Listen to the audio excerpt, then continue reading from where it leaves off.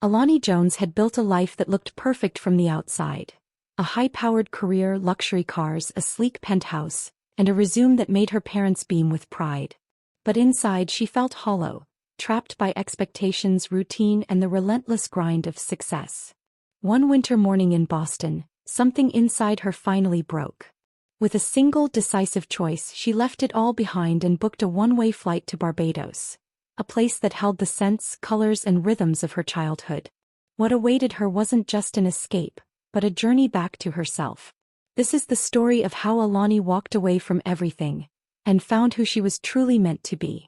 Welcome to Tales from the Tropics, where every story is born from the sun, the sea, and the spirit of survival.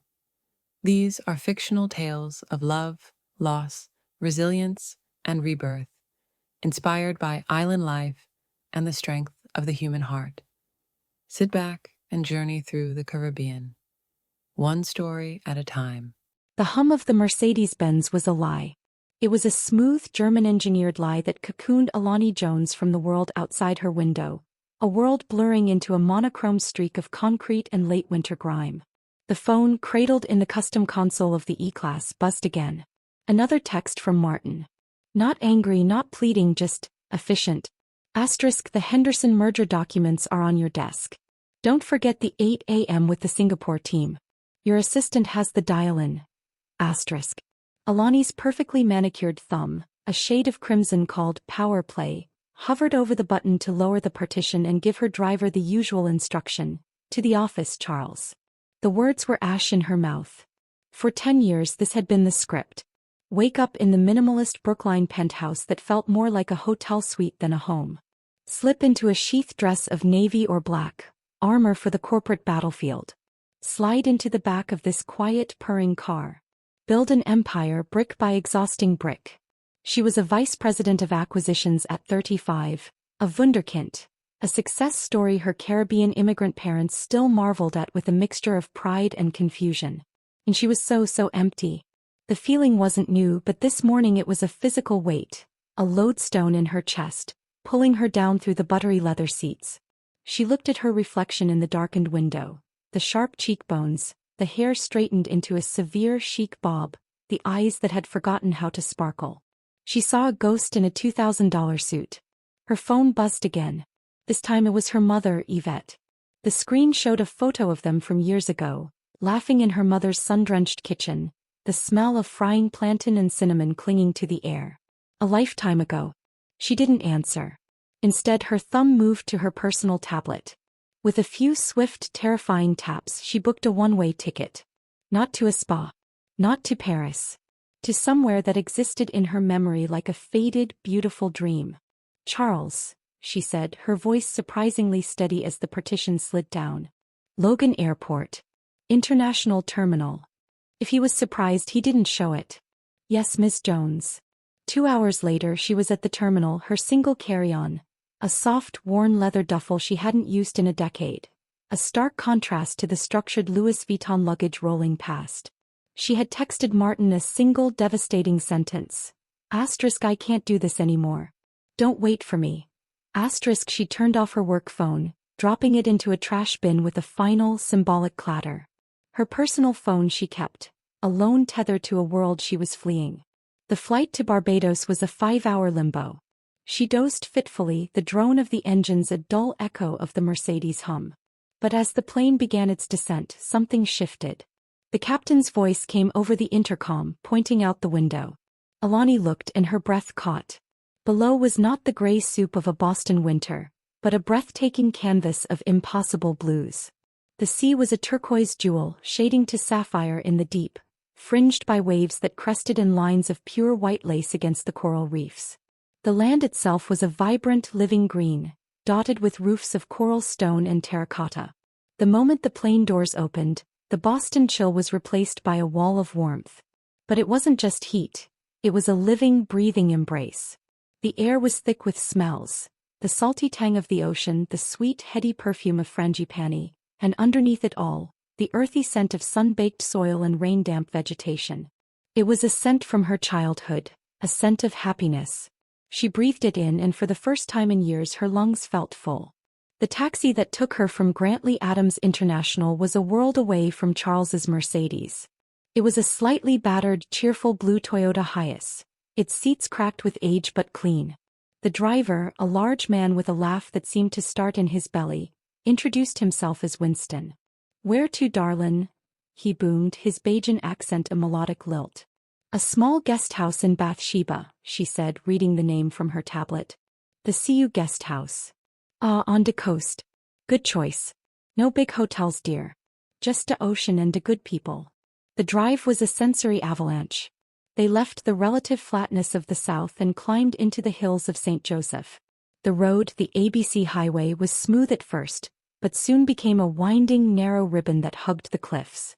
On one side, lush, emerald-green hillsides plunged down into steep gullies choked with mahogany trees and giant bamboo that clacked and whispered in the steady trade winds.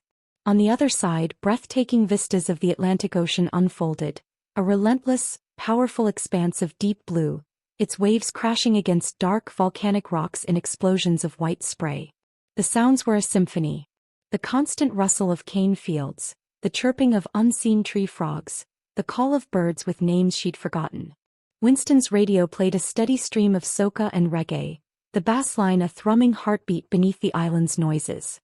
He pointed out sights. "Dat dear is Turner's Hall Woods, oldest on de island. And look, de signal station. Dey used to send messages to Bridgetown from here." They passed through small villages where chattel houses, painted in bright pinks, blues and yellows, sat on stone bases, their jalousie windows thrown open to the breeze. The smell of salt air mixed with wood smoke and the unmistakable mouth-watering aroma of jerk chickens smoking over pimento wood from a roadside stand. By the time they pulled into the small, unassuming driveway of the CU guest house, Alani's corporate shell was already beginning to crack. The guest house was a charming rustic place, a series of coral stone buildings with shingled roofs, nestled amidst a riot of bougainvillea and palm trees. The air was loud here, filled with the relentless, soothing roar of the Atlantic. Her room was simple: whitewashed walls, a large four-poster bed with a mosquito net, and a ceiling fan that spun lazy circles. But the French doors opened onto a small veranda that looked directly over the soup bowl, a world-renowned surfing spot. Below, the sea wasn't the calm turquoise of the Caribbean side. It was a thunderous, majestic gray-blue, sending massive waves to crash against the shore in a display of raw, untamable power. The sound was a constant, percussive boom that vibrated through the wooden floorboards and into her bones. The first few days were a strange, disorienting detox. Her body, attuned to 5 a.m. alarms, woke up with the sun. Her fingers itched for a phone that wasn't there. The silence, when she could hear it between the waves, was deafening. She felt like a stripped wire, exposed and sparking. She spent her days walking. She walked along the beach, her feet sinking into the sand, a mixture of white and pink coral. She walked through the village of Bathsheba, nodding at the locals who nodded back with a casual, "Mornin'," their eyes holding a quiet curiosity about the solitary, well-dressed American woman. She felt their gazes not hostile but assessing. He was an outsider here too. But it was a different kind of outside. One afternoon, drawn by the smell of spices and frying fish, she found herself at a small open-air rum shop called Cuzza's, perched on a cliff edge. It was little more than a wooden shack with a zinc roof, a few rickety tables and a well-stocked bar. The clientele was a mix of old men playing dominoes, their slams echoing like gunshots, and a few younger surfers, their bodies lean and sun-bleached. She ordered a flying fish cutter and a rum punch from a woman with kind eyes and a name tag that read Clementine. The food was a revelation. The fried flying fish was light and flaky, tucked into a salt bread roll with a fiery homemade pepper sauce. The rum punch was deceptively sweet, the Mount Gay rum leaving a warm trail down her throat. "You new round here, cherub?" Clementine asked, wiping the bar with a cloth. Alani nodded, her mouth full. "Just visiting. For a while." Clementine's eyes, the color of dark molasses, seemed to see right through her. "You got dat city look. All wound up tight. To see she gon' loosen you up. Just give she time." It was on her third visit to Cuzza's that she met Orville. He was one of the surfers, a man probably in his late 40s, with skin the color of rich mahogany and a mass of dreadlocks streaked with gray, tied back from a face that was a road map of sun and laughter lines. He wasn't classically handsome, but there was a stillness, a solidity to him that was compelling. He saw her struggling to sketch the view of the soup bowl in a small notebook, her corporate perfected lines too rigid for the wild landscape. "You tryin' to cage it," he said, his voice a low rumble like the waves on a calm day. He gestured to her drawing. "The ocean ain't got no straight lines. You gotta let ya hand feel the rhythm, not just see the shape." He introduced himself, and when she told him her name was Alani, he smiled, a slow, easy thing that reached his eyes. "Alani. Dat mean orange tree, where my mudda from. 'S a sweet name. Strong." Orville became her unofficial guide to the island, not the tourist island but the real one. He took her inland to the heart of the Scotland district, where they hiked through a rainforest so dense the light fell in dappled green coins. The air was cool and smelled of damp earth and rotting leaves, a stark contrast to the coastal breeze. He showed her how to identify a breadfruit tree and pointed out the hummingbirds, iridescent jewels zipping between the hibiscus flowers. He taught her to bodyboard in the smaller waves at Cattlewash, his hands firm and respectful as he showed her how to catch the swell. The first time she rode a wave all the way to the shore, the salt water stinging her eyes, her hair a wild mess, she let out a whoop of pure, unadulterated joy. It was a sound she didn't recognize as her own. One evening, sitting on his veranda overlooking the churning Atlantic, sharing a bottle of rum and listening to the tree frogs sing, she told him.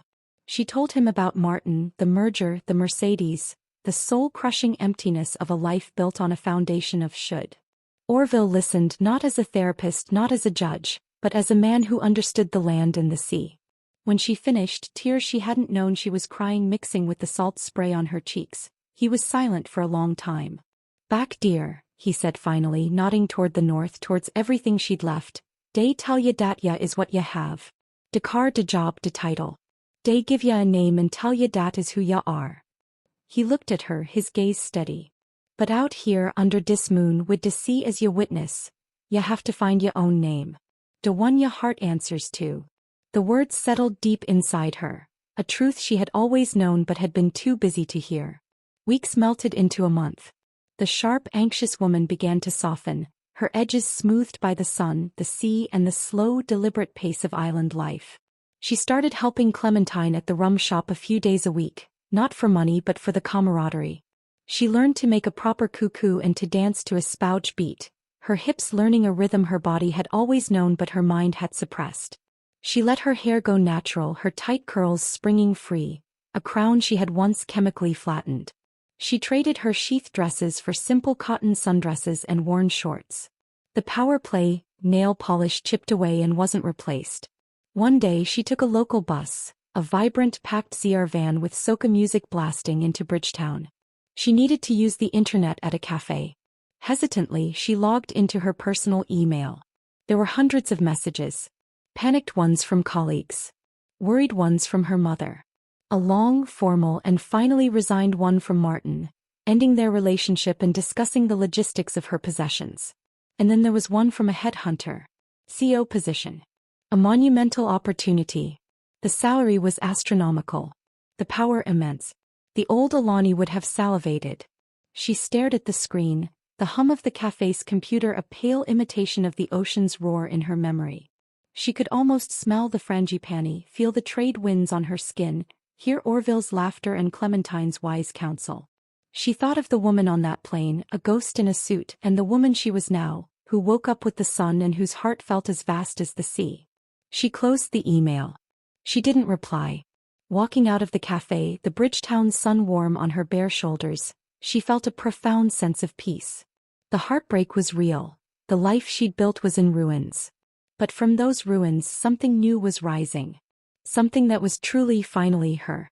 She walked away from everything, and on a sun-drenched street in Barbados, with the smell of salt and spices in the air and the sound of steel pan music drifting from a nearby park, Alani Jones, daughter of Yvette and Samuel, lover of the sea, friend of Clementine and Orville, found herself. And she was whole. Alani's journey wasn't about running away. It was about remembering. She left behind the titles, the meetings, the expectations, and in their place found laughter, sunlight, and the steady rhythm of the sea. She discovered that life isn't measured by power or prestige, but by the moments that make your soul feel alive. On the sun-drenched streets of Barbados, with salt in her hair and freedom in her heart, Alani didn't just escape, she came home to herself. And for the first time she was whole. Every island has a story, and every heart carries its own tide. Thanks for watching Tales from the Tropics, where every ending is just the beginning of another journey.